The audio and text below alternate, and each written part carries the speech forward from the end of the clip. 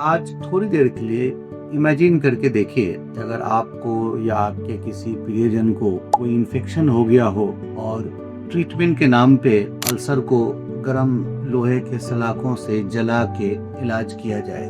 बुखार हो गया हो तो उसके नस को काट के ब्लड निकाल के उसका इलाज किया जाए। सोच के कैसा लग रहा होगा। ये एक वे ऑफ ट्रीटमेंट था in early 17 and 18th century. ऐसे मेडिकल प्रैक्टिस के दौर में स्ट्रगल के बाद फिजिशियन बना इंसान लोगों को इस क्रूरलिटी के साथ इलाज होता देख के उसने अपना मेडिकल प्रोफेशन छोड़ दिया और वो किताब ट्रांसलेशन करने के लिए, अपना लाइवलीहुड निकालने के लिए अदर वर्क में लग गया। उसी ट्रांसलेशन के दौरान एक इंसिडेंस हुआ।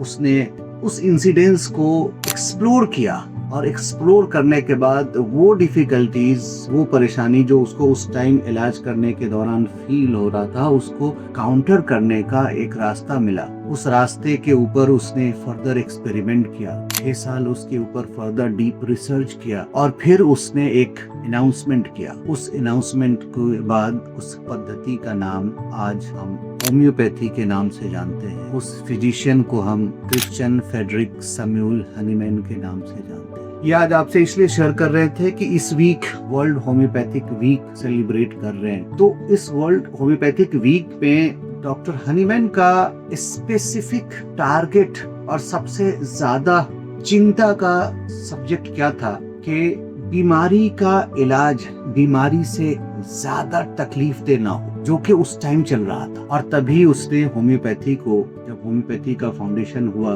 आया, तो होम्योपैथी में भी उसने हर बार यही काम किया कि कैसे सफरिंग को और मिनिमम किया जाए, ट्रीटमेंट को और जेंटल किया जाए, ट्रीटमेंट को और सूदिंग किया जाए। ऑर्गेनल ऑफ मेडिसिन के डिफरेंट एडिशंस में जाके देखेंगे, उनके वे ऑफ प्रैक्टिस में जाके देखेंगे, अर्ली प्रैक्टिस उनका और उनका लास्ट स्टेज का प्रैक्टिस सब उठा के देखोगे। हर एक प्रैक्टिस में एक ही चीज का मूवमेंट चल रहा है कि ट्रीटमेंट को कैसे कितना ज्यादा से ज्यादा हो सकता है उसको जेंटल किया जाए, जितना ज्यादा से ज्यादा हो सकता है लीस्ट हार्मफुल किया जाए। और यही वजह है, यही एक कांस्टेंट एफर्ट है जिसने होम्योपैथिक प्रैक्टिस को इतना सेफ बनाया that it has almost no side effects.